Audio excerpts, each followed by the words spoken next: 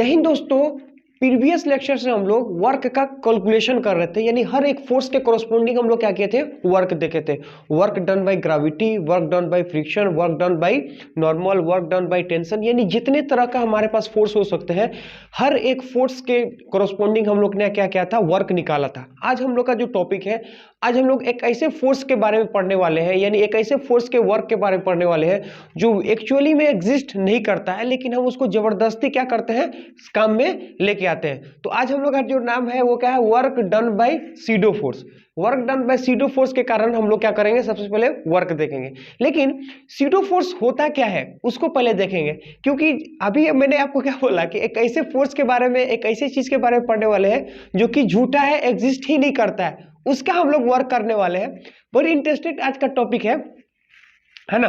लेकिन सबसे पहले बात समझिएगा, work done by pseudo force, तो हमें सीडो फोर्स के कारण वर्क निकालना। लेकिन सबसे पहली बात है कि what do you mean by the SIDO force, है ना। सीडो फोर्स तो ठीक है, झूठा फोर्स हो चाहे, लेकिन इसका मतलब क्या होता है वो चीज हमें सबसे पहले सोचना पड़ेगा।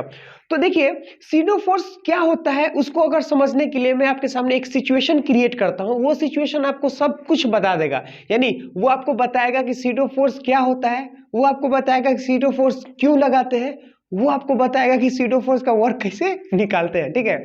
तो अब जब भी हम इस टॉपिक को पढ़ाते हैं तो हमें बहुत हंसी आता है ना, क्योंकि जैसे कि ऑफलाइन में जैसे हम लोग पढ़ाते हैं तो बच्चा को यही बोलता है कि सर जब झूठा ही है तो क्यों आप लेके आए इसको, है ना। लेकिन जब हम उसको पढ़ाते हैं, जब उसको एक्चुअली उसका मीनिंग बताते हैं, तब वो बहुत इंस्पायर होता है और बोलता है कि हाँ सर वाकई में कोई चीज़ आपने पढ़ाया। तो सबसे पहली बात है कि सीडो फोर्स को पढ़ने के लिए मैं आपके सामने कुछ सिचुएशन क्रिएट कर रहा हूँ। उस सिचुएशन को देखिए। सिचुएशन क्या बोलता है, सिचुएशन ये बोलता है कि सपोज मान लेते हैं कि एक हमारे पास कोई ऐसा लिफ्ट है ना, कोई ऐसा एक हमारे पास लिफ्ट है कुछ इस तरह से, है ना, कुछ इस टाइप का हमारे पास एक लिफ्ट है।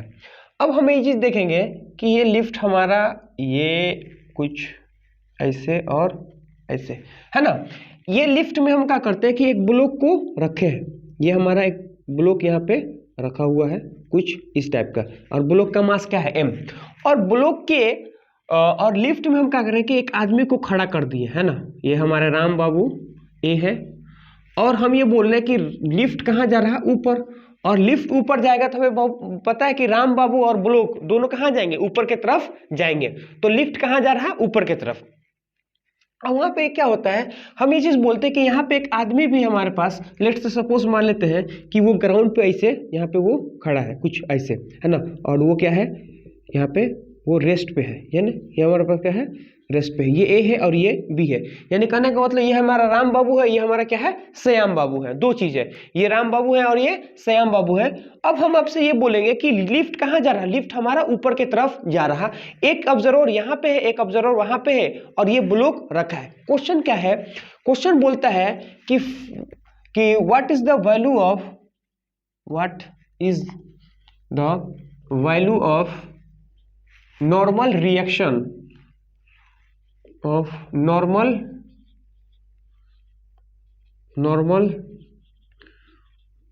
reaction, what is the value of normal reaction, what is the value of normal reaction by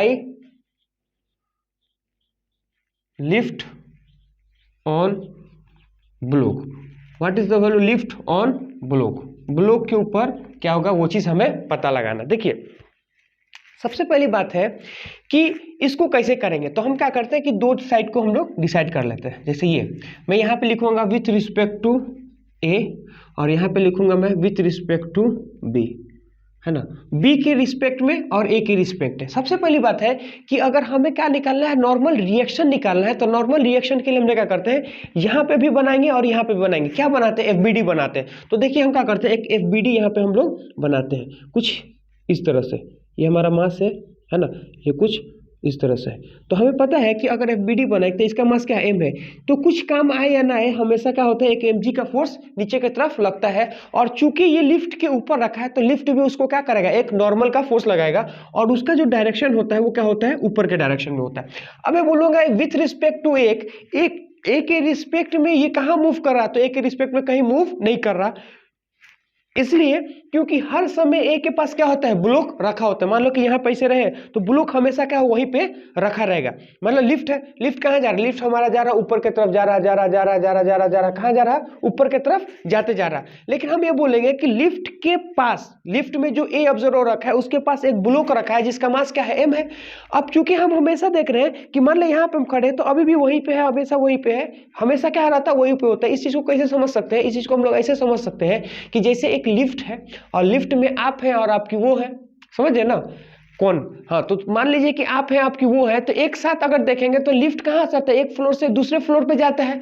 तो आपके और उनके बीच में कोई डिस्टेंस थोड़ी नहीं बनता, जहां पे वो खड़ी है वहीं पे आप खड़े हैं, है ना। तो उनके लिफ्ट ऊपर जाता है, आप और वो क्या होते हैं, दोनों एक ही जगह खड़े होते हैं, यानी एक दूसरे के रिस्पेक्ट में डिस्टेंस में कोई चेंजेस नहीं होता है।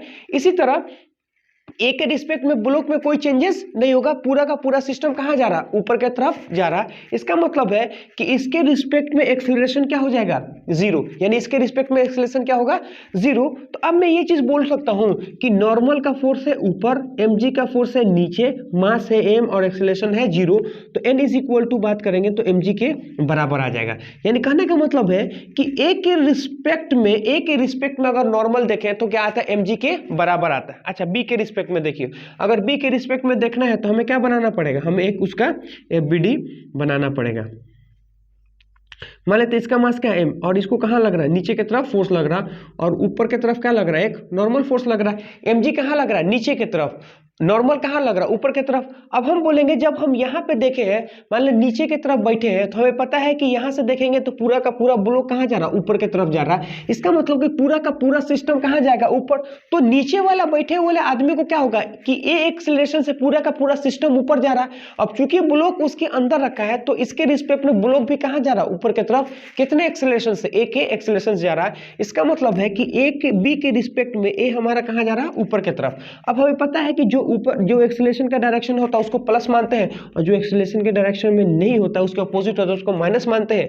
तो नॉर्मल mg, यह mg इंटू ए, ये चीज हमें समझ में आ गया। तो नॉर्मल इज इक्वल टू क्या होता है, m इंटू ए, यानी mg के बराबर, यानी कहने का मतलब m इंटू जी। अब यहाँ पे देखिएगा कि नॉर्मल का फोर्स क्या आता है, a प्लस में g, a प्लस में जी। तो यहां से हम लोग पता चला कि नॉर्मल, तो एक तो नॉर्मल हमारा ये है और दूसरा नॉर्मल ये है। लेकिन हमें पता है कि नॉर्मल जो होता है वो फिर इंडिपेंडेंट होता है। नॉर्मल ही क्यों, दुनिया की हर एक फोर्स जो होता है वो इंडिपेंडेंट ऑफ क्या होता है, फ्रेम होता है। जो भी रियल फोर्स होता है वो फ्रेम पे डिपेंड नहीं करता। लेकिन यहाँ पे देखिए इसका रिजल्ट अलग है, इसका रिजल्ट अलग है। इसका मतलब या तो फोर्स डिपेंड करता होगा फ्रेम पे तभी ऐसा आया है, लेकिन ऐसा तो होता नहीं है। फ्रेम क्या होता है, इंडिपेंडेंट होता है, फोर्स क्या होता है, इंडिपेंडेंट ऑफ फ्रेम होता है। इसका मतलब यह है कि इन दोनों में से कोई ना कोई एक चीज गलत है। अब कौन गलत है, तो इस चीज का हम लोग अभी चयन करने वाले हैं। लेकिन उससे पहले हम बता रहे हैं कि ये वाला क्या है, गलत है। इसलिए गलत है, क्यों गलत है, उसका एक रीजन देखिए हमें पता चल गया कि ये गलत है और ये सही है। क्यों, क्योंकि नॉर्मल दोनों क्या होना चाहिए, सेम होना चाहिए, क्योंकि नॉर्मल किसी फ्रेम पे डिपेंड नहीं करता है। तो अब हम आपके सामने क्या लिख रहे हैं उस चीज को देखिए। एक हम लोग टर्म पढ़ने जा रहे हैं, उसको बोलता है फ्रेम रिफरेंस। क्या बोलेंगे, फ्रेम रिफरेंस का मतलब हो कि जहां पे आप किसी बैठ के किसी ऑब्जेक्ट को फ्रेम ऑफ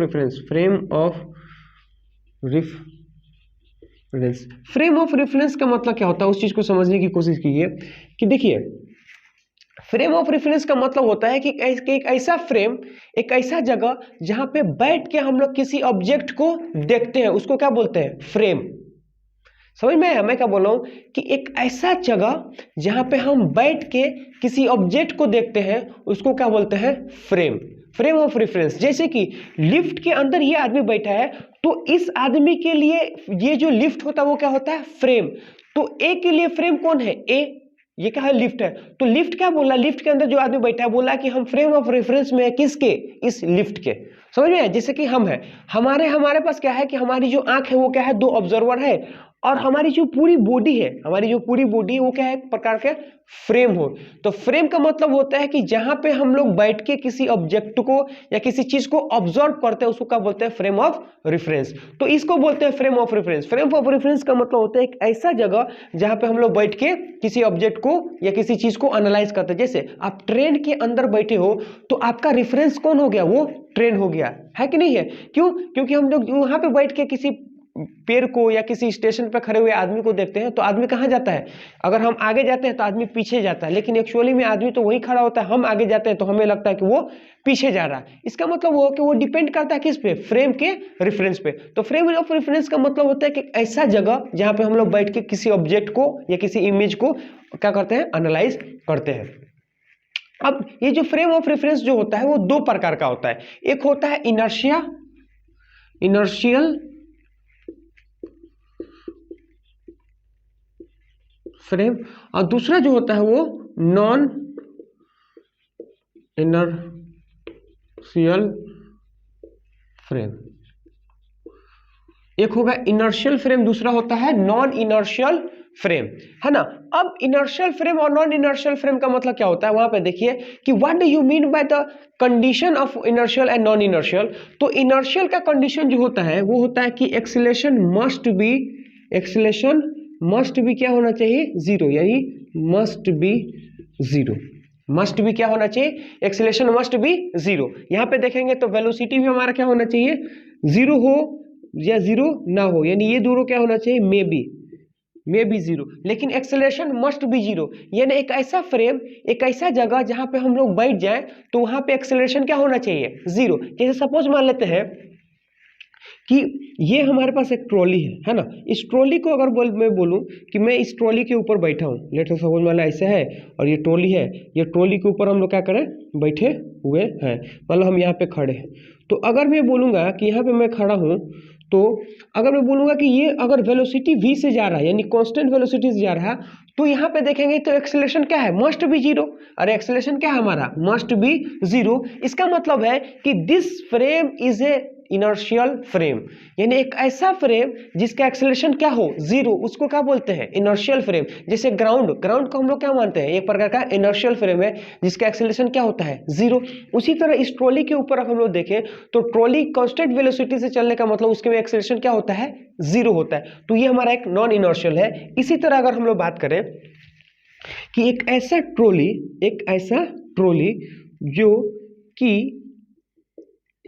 ट्रॉली जो कि एक्सेलरेशन इसका क्या हो, जीरो ना हो, तो ये हमारा क्या है, ये हमारा इनर्शियल फ्रेम, और ये हमारा क्या है, नॉन इनर्शियल फ्रेम। यानी इसको बोलेंगे हम लोग क्या, इनर्शियल फ्रेम, इसको बोलेंगे non inertial frame. Inertial frame और नॉन इनर्शियल फ्रेम, तो यहां पे देखिएगा इनर्शियल फ्रेम और नॉन इनर्शियल फ्रेम। अब आखिर inertial frame non inertial frame क्यों हम लोग डिफाइन करते हैं या फिर क्यों देखते हैं, तो देखिए इसका सिंपल सा मतलब क्या होता है कि जो न्यूटन्स लॉ है ना, जैसे इस क्वेश्चन में देखिए हम यहाँ पे क्या है, न्यूटन्स लॉ लगा है, यहाँ पे भी क्या है, न्यूटन्स लॉ लगा है। तो न्यूटन्स लॉ जो होता है वो हर एक फ्रेम के लिए नहीं होता है। मैं क्या बोल रहा हूं उसको समझने की कोशिश कीजिए कि जो न्यूटन्स लॉ होता है वो हर एक फ्रेम के लिए डिफाइन नहीं किया गया है।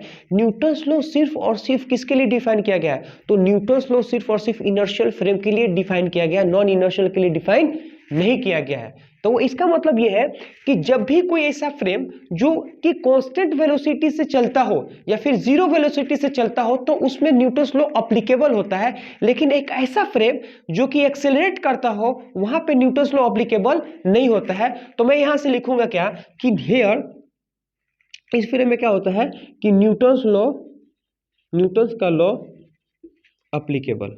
न्यूटन्स का लॉ क्या होता है, यहाँ पे न्यूटन्स का लॉ जो होता है वो एप्लीकेबल होता है।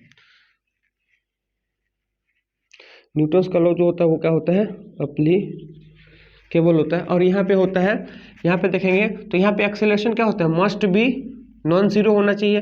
वेलोसिटी क्या हो, जीरो हो भी सकता है, वेलोसिटी नॉन जीरो भी हो सकता है, यानी ये क्या है, मे बी, ये क्या है, मस्ट बी। समझ में आया कि नहीं आया? अब यहाँ पे देखिए न्यूटन्स लॉ अप्लीकेबल, यहाँ पे लिखेंगे न्यूटन्स लॉ नॉट अप्लीकेबल, है ना। न्यूटन्स लॉ अप्लीकेबल होता है, यहाँ पे Newton's law not applicable, Newton's का law not applicable. Newton's law क्या होता है? एप्लीकेबल नहीं होता है। या फिर ऐसे बोल सकते हैं यहाँ पे न्यूटन्स लॉ वैलिड होता है, यहाँ पे न्यूटन्स लॉ वैलिड नहीं होता है। तो इस तरह से हम लोग देख सकते हैं। अब यहाँ पे ये चीज देखिए, ये चीज समझ लिए, समझ कि नहीं? रेफरेंस फ्रेम क्या होता है? रेफरेंस फ्रेम मतलब होता है कि वो ऐसा जगह जहां पे हम लोग बैठ के किसी ऑब्जेक्ट या किसी ऑब्जर्वर को देखते हैं। उसका दो पार्ट होता है, एक होता है इनर्शियल फ्रेम, दूसरा होता है non inertial frame. Inertial frame एक ऐसा फ्रेम होता है जिसका एक्सेलरेशन मस्ट भी जीरो हो, वेलोसिटी जीरो हो भी सकता है, नहीं भी हो सकता है, और इसमें न्यूटन्स लॉ एप्लीकेबल होता है। और नॉन इनर्शियल फ्रेम एक ऐसा फ्रेम होता है जिसका एक्सेलरेशन क्या हो? जीरो नहीं होता है, यानी मस्ट भी नॉन जीरो हो, उसका वेलोसिटी जीरो हो सकता है, वेलोसिटी जीरो नहीं हो सकता मी बे। तो न्यूटन्स लॉ जो होता है वो इसमें एप्लीकेबल नहीं होता है, इसमें एप्लीकेबल होता है। अब यहां पे ये चीज देखिए, अब हम क्या बोल रहे हैं उसको समझने की कोशिश कीजिए कि ये हमारा क्या है? ए है ना। ए एक्सेलरेशन से कहां जा रहा? ऊपर की तरफ जा रहा। मैं क्या बोलूं? ए एक्सेलरेशन से कहां जा रहा? ऊपर की तरफ जा रहा, जा रहा, जा रहा, जा रहा, जा रहा। अब यहां पे देखिएगा कि अगर मैं इस फ्रेम के अंदर बैठा हूं, यानी ए को देखूंगा, तो ए हमारे लिए क्या है? Non inertial frame. क्यों? क्योंकि यहां पे हमारे पास क्या है? यहां पे अगर देखेंगे तो एक्सेलरेशन हमारा नॉन जीरो है। अगर एक्सेलरेशन नॉन जीरो है मतलब नॉन इनर्शियल फ्रेम। अब हम इसके ऊपर बैठ के ये चीज लगा रहे हैं हम, अगर मैं बोलूंगा इसके ऊपर बैठ के अगर हम ये चीज लगा रहे हैं तो ये तो एप्लीकेबल ही नहीं है। क्यों? क्योंकि न्यूटन्स लॉ तो एप्लीकेबल कहां होता है? नॉन इनर्शियल फ्रेम में नहीं होता है, इनर्शियल फ्रेम में होता है। अब चूंकि ये नॉन इनर्शियल फ्रेम है इसलिए क्या हो जाता है? ये गलत है, क्योंकि आप नॉन इनर्शियल फ्रेम में बैठ के लगाते हैं। इसका मतलब ये चीज देखिए, क्या हम नॉन इनर्शियल फ्रेम में बैठ के न्यूटन्स लॉ नहीं लगा सकते हैं? तो आंसर ही कि देखिए आप लगा तो नहीं सकते हैं। क्यों? क्योंकि उसमें एप्लीकेबल ही नहीं है। लेकिन अगर ऐसा कोई जुगाड़ लगा ले, है ना, क्योंकि जुगाड़ बहुत बड़ी चीज होती है, हम कुछ ऐसा जुगाड़ लगा ले कि जिसमें से हम लोग ऐसा कुछ जुगाड़ लगा दे कि हम नॉन इनर्शियल फ्रेम में ही बैठ के भी क्या कर सकते हैं? न्यूटन्स लॉ एप्लीकेबल कर सकते हैं या न्यूटन्स लॉ लगा सकते हैं। तो न्यूटन्स लॉ को नॉन इनर्शियल फ्रेम में बैठ के लगाने के लिए एक जुगाड़ जो निकाला गया, एक जादू जो निकाला गया, उसी चीज को क्या बोलते हैं? SIDO force. तो सीडो फोर्स कोई रियल फोर्स नहीं होता है। सीडो फोर्स एक ऐसा फोर्स होता है कि जहां पे न्यूटन्स लॉ वैलिड ना होता हो, वहां पे हम लोग क्या करते हैं? न्यूटन्स लॉ को वैलिड करते हैं। क्या? कुछ हम लोग ट्रिक लगा के, वो जो ट्रिक होता है उसको क्या बोलते हैं? SIDO force. तो सीडो फोर्स एक प्रकार का झूठा फोर्स होता है, जहां पे न्यूटन्स लॉ एप्लीकेबल नहीं होता, वहां पे हम लोग न्यूटन्स लॉ को एप्लीकेबल करते हैं बाई लगा के सीडो का फोर्स। अब वो सीडो फोर्स क्या होता है उस चीज को समझने की कोशिश कीजिए। देखिए हम इसको मिटा रहे हैं, है ना, क्योंकि स्पेस की थोड़ा सा कमी है। तो न्यूटन्स लॉ क्या होता है उस चीज को समझने की कोशिश कीजिए। देखिए न्यूटन्स लॉ को अगर हम लोग बात करें तो सीडो फोर्स के बारे में, है ना, तो सीडो फोर्स में अगर देखेंगे सीडो फोर्स, तो सीडो फोर्स का बेसिक जो फॉर्मूला आता है कि इसको डिफाइन कैसे किया गया, तो इसको लिखा गया pseudo force is equal to, सबसे पहली बात है कि माइनस में क्या होता है? Acceleration of frame multiply by mass of the object, mass of the object, है ना। यहां पे क्या है? F pseudo is equal to क्या होता है? F pseudo is equal to, यानी pseudo force is equal to, है ना, माइनस में acceleration of frame into mass of the object, है ना। एक्सेलरेशन ऑफ फ्रेम का मतलब क्या होता है? एक्सेलरेशन ऑफ फ्रेम का मतलब होता है कि जो आप नॉन इनर्शियल फ्रेम में बैठे हो ना, उसी चीज का एक्सेलरेशन होता है ना। फ्रेम का मतलब होता है जिस फ्रेम में आप बैठे हो उसका एक्सेलरेशन, और जिस ऑब्जेक्ट को देख रहे हो, है ना, यानी जिस ऑब्जेक्ट को आप देख के उसके ऊपर न्यूटन्स लॉ लगाने वाले हो उसका मास, और यहां पे माइनस इंडिकेट करता है कि एक्सेलरेशन का अपोजिट डायरेक्शन में लगाना है। सपोज मान लेते हैं फ्रेम का एक्सेलरेशन इधर है, तो सीडो फोर्स हम लोग कहां लगाएंगे? उसके पीछे के डायरेक्शन में। तो ये हमारे पास फॉर्मूला होता है किसका? सीडो फोर्स का। अब देखिए यहाँ पे सीडो फोर्स, अब हम लोग क्या करें इस ऑब्जेक्ट को देखिए। सबसे पहली बात है कि सीडो फोर्स कब लगेगा, सीडो फोर्स तब लगेगा जब आप नॉन इनर्शियल फ्रेम में बैठे हो। तो यहां से देखेंगे तो ये ए है और ये बी है, जो बी है ना, बी हमारा क्या होता है, नॉन इनर्शियल फ्रेम में है। बी हमारा क्या है, नॉन इनर्शियल फ्रेम में है, यानी एक ऐसा फ्रेम में है, नहीं इनर्शियल फ्रेम में है, क्योंकि ये एक ऐसा फ्रेम में है जहां पे एक्सेलरेशन क्या है, जीरो। और ये हमारा क्या होता है, इनर्शियल फ्रेम में है, यानी एक ऐसा फ्रेम में है जिसका एक्सेलरेशन जीरो नहीं है। इसका मतलब है कि यहाँ पे सीडो फोर्स नहीं लगेगा, यहाँ पे सीडो फोर्स लगेगा। अब यहाँ पे सीडो फोर्स कितना लगेगा, तो देखिए यहाँ पे कितना लगेगा उस चीज को देखिए, तो है ना, सीडो फोर्स यहाँ पे कितना लगेगा उस चीज को देखिए। तो अगर हम लोग अगर हम लोग इसको कैलकुलेट करना चाहें, यानी नॉर्मल हम लोग कैलकुलेट करना चाहें, normal force with respect to normal force with respect to A के, तो यहाँ पे क्या करेंगे हम, सबसे पहली बात है कि इसका एफबीडी बना लेंगे, है ना। अब यहाँ पे देखिए मास, तो नीचे कुछ लगे या ना लगे mg का फोर्स, और ऊपर कुछ लगे ना लगे नॉर्मल का फोर्स। लेकिन हमें पता है कि अगर हम कहाँ बैठे हैं, नॉन इनर्शियल फ्रेम में, तो नॉन इनर्शियल फ्रेम में देखेंगे तो न्यूटन्स लॉ क्या होता है, वैलिड नहीं होता है। अब चूंकि हमें न्यूटन्स लॉ को वैलिड करना है तो एक झूठा फोर्स लगाना पड़ेगा जिसका नाम क्या है, सीडो फोर्स। वो क्या बोलता है, वो ये बोलता है कि एक्सेलरेशन ऑफ फ्रेम लिख लो, यानी जिस फ्रेम में आप बैठे हो उसका एक्सेलरेशन निकालो और उस ऑब्जेक्ट के मास से मल्टीप्लाई कर दो जिसका आप क्या कर रहे हो, जिस पे आप न्यूटन्स लॉ लगाना चाह रहे हो, है ना। और माइनस का मतलब ये होता है कि अगर एक्सेलरेशन ऊपर है तो फोर्स कहाँ रहेगा, नीचे। अब इस तरह देखिए, ये आदमी बैठा है, ये आदमी किस फ्रेम में बैठा है, तो ये आदमी इस लिफ्ट के फ्रेम में है, समझ में आ रहा ना। यानी ये जो आदमी है वो किस फ्रेम में बैठा है, तो ये आदमी जो है वो इस लिफ्ट के फ्रेम में बैठा हुआ है। अब पूरा लिफ्ट कहाँ जा रहा है, ऊपर के डायरेक्शन में। तो अगर लिफ्ट हमारा ऊपर के डायरेक्शन में जा रहा है ना, तो अगर हमको सीडो फोर्स लगाना है तो सीडो फोर्स का बेसिक फॉर्मूला अगर हम बोले कि सीडो फोर्स का बेसिक फॉर्मूला जो होगा हम लोग लगा रहे हैं किसके, इसके रिस्पेक्ट में, तो हमारा होता है acceleration of frame. Acceleration of frame का मतलब कि जिसमें वो बैठा है वो कितना है, वो है ए, लिख लिए। उसके बाद से क्या लिखना है, मास ऑफ द ऑब्जेक्ट, यानी जिस ऑब्जेक्ट को वो देख रहा है वो किसको देख रहा है, इसको,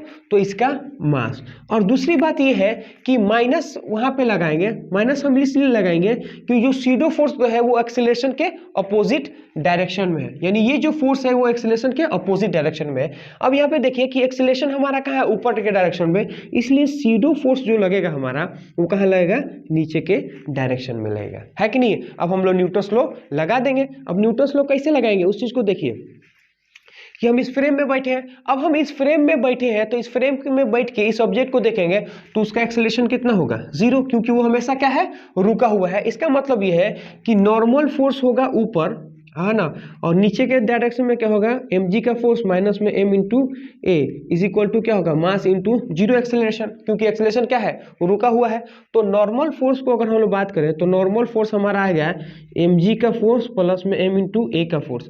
तो normal force is equal to mg, तो m कॉमन आ गया g प्लस में क्या आ गया हमारा a। तो यहाँ पे देखिए normal is equal to m into g plus में a, ये हमारा क्या हो गया, mg का फोर्स आ गया। इसको देखिए और इसको देखिए, दोनों का रिजल्ट क्या आ गया, सेम आ गया। इसका मतलब ये है कि आप इनर्शियल फ्रेम में लगाओ या फिर नॉन इनर्शियल फ्रेम में लगाओ, न्यूटन्स लॉ वैलिड हो सकता है। क्यों, अगर आप सीडो फोर्स को अप्लाई कर दोगे। इसका मतलब है कि सीडो फोर्स को अप्लाई करके आप न्यूटन्स लॉ को वैलिड कर सकते हैं, कहां, जहां पे वो वैलिड नहीं होता, यानी नॉन इनर्शियल फ्रेम में वैलिड हो सकता है। तो ये हमारा नॉन इनर्शियल और इनर्शियल का इंट्रोडक्शन था। लेकिन हमारा तो कैलकुलेशन क्या है, work done by pseudo force. तो अब हम लोग फोर्स समझ चुके हैं, अब हम लोग उस फोर्स के कारण वर्क कितना होगा वो चीज देखने वाले हैं। तो हम क्या करते हैं, इसको मिटाते हैं।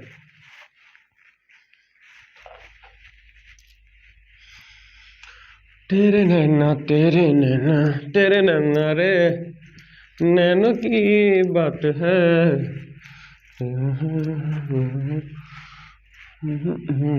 ठीक है, अब हम लोग देखते हैं, देखिए अब हम लोग क्या करते हैं, डायरेक्ट क्वेश्चन करते हैं, है ना, क्योंकि work done by pseudo force में डायरेक्ट क्वेश्चन करते हैं।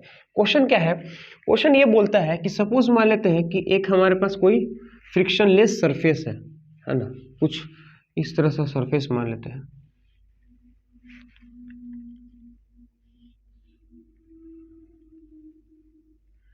ये m मास का सरफेस है अब इस m मास को हम लोग क्या कर रहे हैं कि इस डायरेक्शन में इसको F फोर्स से हम खींच रहे हैं, है कि नहीं है। यानी ये m मास का है और इसको F वेलोसिटी से उसको हम लोग क्या कर रहे हैं, F फोर्स से आगे की तरफ खींच रहे हैं। और उन्होंने बोला है कि ये हमारे लिए क्या है, स्मूथ है ना, स्मूथ माने चिकना है, ठीक। अब होता क्या है, फिर उन्होंने बोला है क्या कि यहाँ पे क्या है कि 3 ऑब्जर्वर है ना, यानी इसी ट्रैक पर अगर देखें तो 3 ऑब्जर्वर यहाँ पे देखेंगे तो 3 ऑब्जर्वर है। पहला ऑब्जर्वर हमारा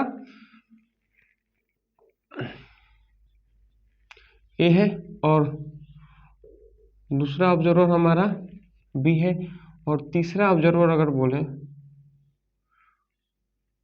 तो हमारा क्या है, सी है ना। तीसरा ऑब्जर्वर हमारा क्या है, सी है। उन्होंने ये चीज बोला है कि ए वाला जो है जिसका वेलोसिटी क्या है, ए का बोलेंगे तो ए का वेलोसिटी हमारा क्या है 0 और बी का वेलोसिटी क्या है, कांस्टेंट है। और ए का एक्सेलरेशन जो होता है और सी का जो बोलेंगे तो इसका एक्सेलरेशन जो होता है वो कितना है, ए है जो कि कांस्टेंट है। क्या है, कांस्टेंट है। माने समझ में आया।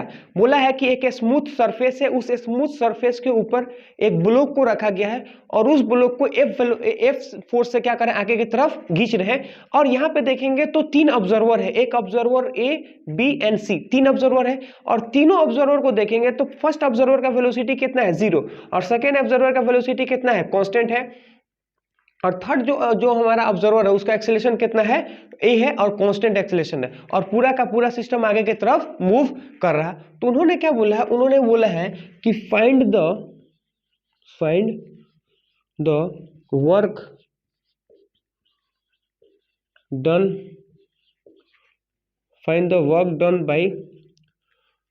Bye pseudo force find the work done by pseudo force in first t second। हमें क्या चाहिए, first t second with respect to A be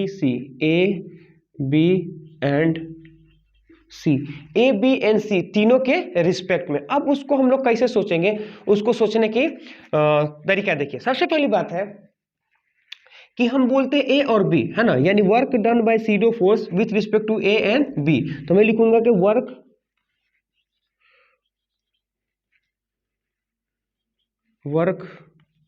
done by pseudo force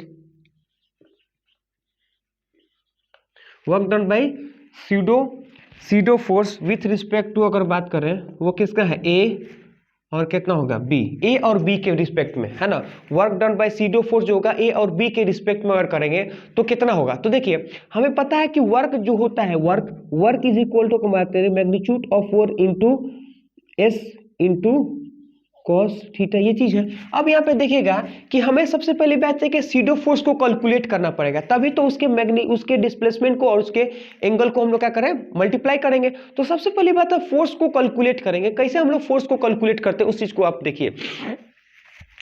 हमें पता है कि pseudo फोर्स कौन सा फोर्स होता है, तो pseudo फोर्स जो होता है acceleration of the frame mass of the object. अब हमारे पास देखिए कि मास ऑफ द ऑब्जेक्ट तो ये है जिस ऑब्जेक्ट को देख रहे हैं, लेकिन हमें एक्सेलरेशन ऑफ फ्रेम को जरूरत है। तो pseudo फोर्स में अगर देखेंगे एक्सेलरेशन ऑफ फ्रेम चाहिए, तो अगर इसका वेलोसिटी ही 0 है, अगर ये रुका हुआ है, वेलोसिटी 0 है, तो इसका एक्सेलरेशन कितना है, 0, है ना। अब ये बोलूंगा कि ये अगर कांस्टेंट वेलोसिटी से चल रहा है तब भी इसका एक्सेलरेशन क्या है, 0। इसका मतलब है कि विथ रिस्पेक्ट टू, अगर हम बोले ए एंड बी, यानी विथ, मैं बोलूंगा ए एंड बी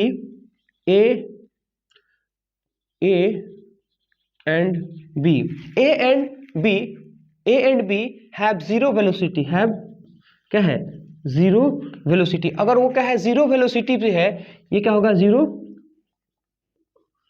वो क्या है, 0 वेलोसिटी। इसका मतलब ये है कि A and B have 0 velocity है और A and B have 0 acceleration. कि क्या है, जीरो एक्सेलरेशन। इसका मतलब ये है कि सीडो फोर्स हमारा क्या होगा, जीरो होगा। क्यों, इसलिए जीरो होगा क्योंकि जब एक्सेलरेशन ही नहीं है तो वहां पे कब बोलेंगे कि सीडो फोर्स में एक्सेलरेशन ही फ्रेम का अगर जीरो है तो सीडो फोर्स हमारा क्या होगा, जीरो। तो अब यहाँ फोर्स ही नहीं है तो एक्सेलरेशन हमारी वर्क कितना होगा, जीरो, क्योंकि यहाँ पे फोर्स ही नहीं तो वर्क कहाँ से आएगा, नहीं आएगा। तो अब हमारे पास क्या बच गया, सी बच गया। अब देखिए सी के कारण वर्क हम लोग कैसे निकालते हैं उस चीज को देखिए की कोशिश कीजिए।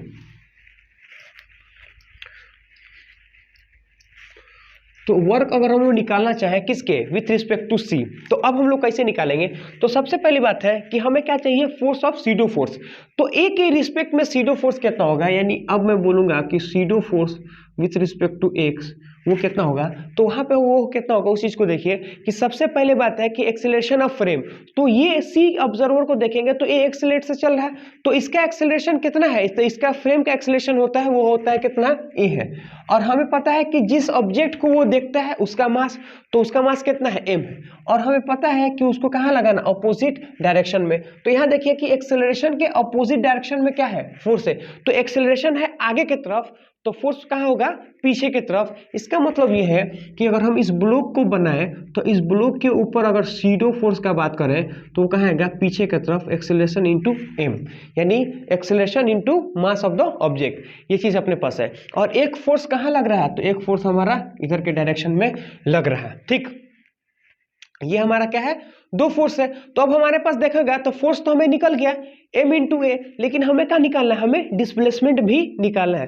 तो जो डिस्प्लेसमेंट होता है ना, तो जिसके रिस्पेक्ट में आप क्या निकालते हो, वर्क निकालते हो, उसी के रिस्पेक्ट में आपको क्या चाहिए, डिस्प्लेसमेंट भी चाहिए। मैं क्या बोल रहा हूँ कि जिसके रिस्पेक्ट में आप वर्क निकाल रहे हो उसी के रिस्पेक्ट में आपको क्या चाहिए, डिस्प्लेसमेंट चाहिए। तो मैं क्या लिख रहा हूँ उस चीज को देखिए कि मैं ये चीज लिख रहा हूँ कि डिस्प्लेसमेंट अगर हम बात करें ut प्लस में हाफ ए टी स्क्वायर, क्योंकि इनिशियल टी टाइम में चाहिए तो इसलिए हम लोग क्या मान है, टी टाइम में। तो यहां से लिखेंगे क्या, ये जीरो, क्योंकि इनिशियली क्या है, ये रुका हुआ है। तो हमारे पास कितना होगा, हाफ। अब एक्सेलरेशन हमको चाहिए, एक्सेलरेशन हमको चाहिए। तो एक्सेलरेशन अगर हमको चाहिए तो विथ रिस्पेक्ट टू किसके, सी के, तो देखेंगे तो एफ हमारा उस डायरेक्शन में है और हमारा ए एम इस डायरेक्शन में है, यानी एक फोर्स उधर है एक फोर्स इधर है, और हम मान के चल रहे हैं कि एक्सेलरेशन है क्या, इस डायरेक्शन में है, और डिवाइडेड बाय क्या होगा, मास। उसी चीज को हम लोग यहाँ लिख लेंगे। तो यहाँ लिखेंगे एफ माइनस में A M divided by M into T का स्क्वायर। तो ये हमारा हो गया फोर्स और ये हमारा क्या हो गया, डिस्प्लेसमेंट। सिंपल सी बात है। तो अब हम लोग लिखेंगे कि work done by pseudo force with respect to C, वो क्या होगा, फोर्स का मैग्नीट्यूड कितना है, m इंटू ए। फोर्स का मैग्नीट्यूड कितना है, m इंटू ए। और यहाँ पे देखिएगा डिस्प्लेसमेंट हमारा कितना है, तो डिस्प्लेसमेंट हमारा 1/2 इंटू एफ माइनस में A M divided by M, ये चीज़ अपने पास हो गया, इंटू टी का स्क्वायर। और यहाँ पे क्या चाहिए, यहाँ पे ये चीज देखना है कि इनके बीच में एंगल क्या है। तो ये है फोर्स और एक्सेलरेशन इस डायरेक्शन में है, तो डिस्प्लेसमेंट भी हमारा क्या है, इस डायरेक्शन में है। तो फोर्स है हमारा इस डायरेक्शन में और डिस्प्लेसमेंट हमारा उस डायरेक्शन में। इसका मतलब है कि इन दोनों के बीच में कितना है, 180 डिग्री का मामला है। इसका मतलब यह है कि अगर 180 डिग्री का मामला है, यानी 180 डिग्री है, तो 180 डिग्री cos 180 डिग्री का वैल्यू कितना होता है, -1 होता है। तो मैं यहाँ से लिखूंगा क्या, मैं यहाँ से लिखूंगा क्या, ए एम माइनस में ए एम टी का स्क्वायर, है ना। और उसके बाद से हमारा ये चीज बच गया, तो ये कितना होगा, नहीं, हाँ ठीक, यहाँ पे क्या हो जाएगा, हाफ, है ना, एफ माइनस में ए एम बाई एम, ये चीज अपने पास आ गया। तो इतना हम लोग क्या करते हैं, सीडो फोर्स का वर्क होगा। तो ऐसे सीडो फोर्स का वर्क निकालते हैं। बेसिकली हमें क्या करना है, सीडो फोर्स निकालना है, उसका डिस्प्लेसमेंट। अच्छा, ये जो डिस्प्लेसमेंट होगा ये बहुत इंपॉर्टेंट बात है, एक बात याद रखिएगा कि ये ग्राउंड के रिस्पेक्ट में नहीं होता है। वर्क में जो डिस्प्लेसमेंट होता है वो उस ऑब्जेक्ट की वजह से होता है, उस ऑब्जर्वर के होता है जो ऑब्जर्वर क्या करना चाहता है, वर्क निकालना चाह रहा है। सपोज मान लेते हैं अगर इसके कारण होगा तो फिर वो डिस्प्लेसमेंट कुछ और होगा, है ना, क्योंकि इसके रिस्पेक्ट में देखेंगे तो सिर्फ एक ही फोर्स लगता है, लेकिन इसके रिस्पेक्ट में देखेंगे तो दो फोर्स लगता है। ये फोर्स एक एडिशनल फोर्स है, वो इसलिए है क्योंकि ऑब्जर्वर नॉन इनर्शियल फ्रेम में बैठा है। अगर नॉन इनर्शियल फ्रेम में बैठेगा तभी ये लगेगा, अदरवाइज नहीं लगेगा। ये चीज आपको ध्यान में रखना है, ठीक है। अब हम लोग क्या करते हैं, दूसरा क्वेश्चन लेते हैं और उसको देखते हैं। तेरे नैना अब यहाँ पे देखते हैं दूसरा क्वेश्चन। क्वेश्चन क्या बोलता है कि सपोज मान लेते हैं कि एक हमारे पास कोई ऐसा वेज है, और जो वेज है ना, वेज वो क्या कर रहा है, फ्रिक्शनलेस सरफेस पे रखा हुआ है। फ्रिक्शनलेस सरफेस का मतलब ये होगा कि एक ऐसा सरफेस जो फ्रिक्शनलेस सरफेस पे, मान लेते हैं ये क्या है, स्मूथ है, ये क्या है, स्मूथ है, और ये हमारा क्या है, थीटा है। ठीक, स्मूथ सरफेस है और ये थीटा है, और यहाँ से देखेंगे तो ये हमारा क्या होता है, ये एम मास हमारा है, ये हमारा क्या है, एम मास है ना। ये क्या है, स्मूथ है, ये एम मास है।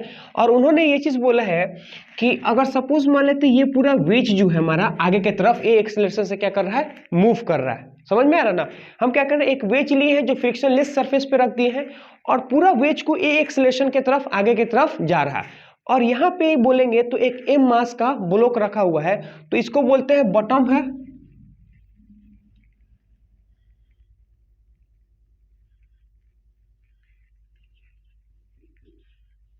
बॉटम है, और यहाँ पे वो क्या है हमारा, एक टॉप है, ये हमारा है टॉप पे। तो ये बॉटम है, ये टॉप है। इसको हम लोग लिखेंगे क्या है, मान लेते हैं ये हमारा क्या है, एच हाइट है। अब आपसे क्वेश्चन क्या बोलता है, क्वेश्चन ये बोलता है, अच्छा टॉप ये है, बॉटम ये है, टॉप ये है, कि बोलता है कि अगर सपोज मान लेते हैं एक ऑब्जर्वर हमारा यहाँ बैठा हुआ है ना, ये हमारा क्या, एक ऑब्जर्वर बैठा हुआ है, और इसके रिस्पेक्ट में क्या है, रुका हुआ है। मैं बोलूंगा rest with respect to wedge, wedge के रिस्पेक्ट में वो क्या है, रुका हुआ है। तो फिर उन्होंने क्या बोला है, उन्होंने ये चीज बोला है कि find the work,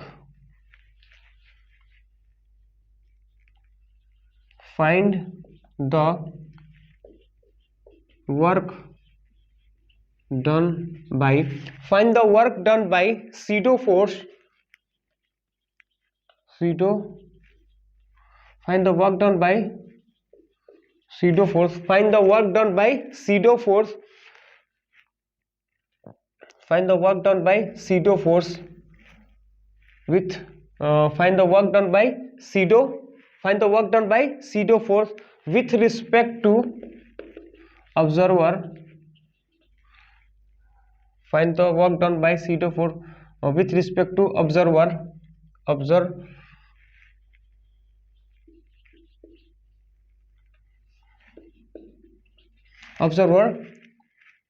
with respect to observer when block reaches, when block reach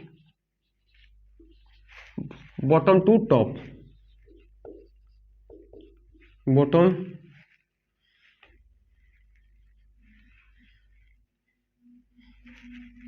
top, है ना। जब बॉटम से टॉप पे जाता है तो कितना होता है, उस चीज को देखिए। तो अब हम लोग क्या कर रहे हैं, ये हमें क्या करना है, निकालना है। अब सबसे पहली बात है कि क्वेश्चन में तो हम लोग समझ चुके हैं कि एक ऐसा क्वेश्चन बोला है कि एक हमारा फ्रिक्शनलेस सरफेस है, और उस फ्रिक्शनलेस सरफेस के ऊपर एक वेज रखा है, वेज के ऊपर एक आदमी बैठा है जो कि वेज के रिस्पेक्ट में क्या है, रुका हुआ है। पूरा वेज क्या कर रहा है, आगे की तरफ मूव कर रहा है, और जो मास है ना वो ए से कहाँ जा रहा है, यानी बॉटम से कहाँ जा रहा है, टॉप पे जा रहा है, एच हाइट है। तो find the work done by pseudo force with respect to observer when block reaches bottom to top, जब क्या करता है, बॉटम से कहाँ जाता है, टॉप पे जाता है। ठीक, तो हम क्या करते हैं कि एक जनरल सिचुएशन कंसीडर कर लेते हैं। देखिए ऐसा जनरल सिचुएशन, हमें पता है कि वो कहाँ जा रहा है, ऊपर की तरफ जाएगा, क्योंकि पूरा ब्लॉक नीचे आ रहा है तो वो फिसल के कहाँ जाएगा, ऊपर की तरफ। तो इसका मास क्या है, एम है। ये चीज़ हमें समझ में आया। सबसे पहली बात देखिएगा कि हमें क्या करना है, हमें निकालना सीडो फोर्स के कारण वर्क। अब सीडो फोर्स क्या होता है, तो अब मैं बोलूँगा कि जो सीडो फोर्स होता है, सीडो फोर्स क्या होता है कि acceleration of frame, acceleration of frame है ना, एक्सेलरेशन ऑफ फ्रेम और मास ऑफ द ऑब्जेक्ट, यानी जिस मास को आप देख रहे हो, तो एक्सेलरेशन ऑफ फ्रेम कौन है, ये। इस फ्रेम में अगर बैठेंगे तो इसका एक्सेलरेशन ये हो गया, और जिस पार्टिकल को आप देख रहे हो, जिस मास को देख रहे हो, उसका मास लिख लो यहाँ पे। और माइनस साइन का मतलब ये होता है कि ये जो फोर्स होता है इस एक्सेलरेशन के अपोजिट डायरेक्शन में है। ये माइनस शो करता है कि इस एक्सेलरेशन के अपोजिट डायरेक्शन में है। तो इसका मतलब है कि ब्लॉक इधर जा रहा तो सीडो फोर्स कहाँ लग रहा है, इस डायरेक्शन में लग रहा, और वो क्या होता है, एम इंटू ए होता है। वो क्या होता है, m इंटू ए होता है। अब यहाँ पे देखिए, और डिस्प्लेसमेंट कहाँ होगा, डिस्प्लेसमेंट देखेंगे तो ऊपर के डायरेक्शन में होता है, तो डिस्प्लेसमेंट और इसके बीच में कितना एंगल होता है, डिस्प्लेसमेंट और इसके बीच में अगर देखेंगे तो कितना होता है, थीटा एंगल होता है। तो मैं लिखूंगा क्या, work done by pseudo force. तो हमारे पास m इंटू ए, हमारे पास क्या हो गया, m इंटू ए अगर बोलेंगे तो हमारे पास फोर्स हो गया, और डिस्प्लेसमेंट कितना s, और डिस्प्लेसमेंट इनके दोनों बीच के एंगल कितना होता है, तो दोनों के बीच के एंगल कितना होता है, थीटा। अब हमें s तो दे नहीं रखा है, अब हमें s दे नहीं रखा है, इसका मतलब ये है कि यहाँ पे ट्रायंगल देखो, तो मैं बोलूंगा क्या, यहाँ से बोल सकता हूँ क्या कि sine theta is equal to क्या होता है, sine theta is equal to h, और ये मान लेते हैं हम क्या माने, टॉप से बॉटम को क्या माने, s माने हैं। अरे माने है कि नहीं माने, यही तो हमारा क्या है, s है, अरे यही हमारा s है कि नहीं है, तो h डिवाइडेड बाई s, तो h इज इक्वल टू अगर हम बात करेंगे तो s क्या होगा, साइन, तो हमें क्या चाहिए, हमें s चाहिए ना, तो s इज इक्वल टू बात करेंगे तो h डिवाइडेड बाई हमारे पास क्या होता है, साइन थीटा। अब इस चीज़ को यहाँ हम लोग लिख लेंगे, तो work done is equal to m into A, S के जगह पे हम लोग लिखेंगे क्या, h बाई साइन थीटा, और यहाँ पे क्या होगा हमारा कॉस थीटा, तो वर्क जो होगा हमारा m इंटू ए, एच हमारे पास क्या होगा, टेन नहीं कॉट थीटा, क्या हो जाएगा हमारे पास, कॉट थीटा, क्योंकि cos theta divided by sine theta क्या होगा, कॉट थीटा। तो इस टाइप का अगर आपको क्वेश्चन मिले तो आप लोग क्या करो, बेधड़क के कीजिए। तो आज हम लोग किए हैं work done by pseudo force. कल से हम लोग स्टार्ट करने वाले हैं क्या, तो कल से हम लोग स्टार्ट करने वाले वर्क एनर्जी थ्योरम। तो कल से जादूगर की तरफ पढ़ेंगे क्या, वर्क एनर्जी थ्योरम, उसको 2-3 पार्ट में पढ़ेंगे। एक बार तो इंट्रोडक्शन देंगे, फिर उसमें कुछ बेसिक क्वेश्चन कराएंगे, नेक्स्ट लेक्चर जो आएगा उसमें एकदम टॉप लेवल का क्वेश्चन होगा, और उसके बाद जो आएगा वो एक और टॉप लेवल का क्वेश्चन होगा। इसलिए आपको क्या करना है, मेरे चैनल को लाइक करें, सब्सक्राइब करें और शेयर करें। जय हिंद, जय भारत।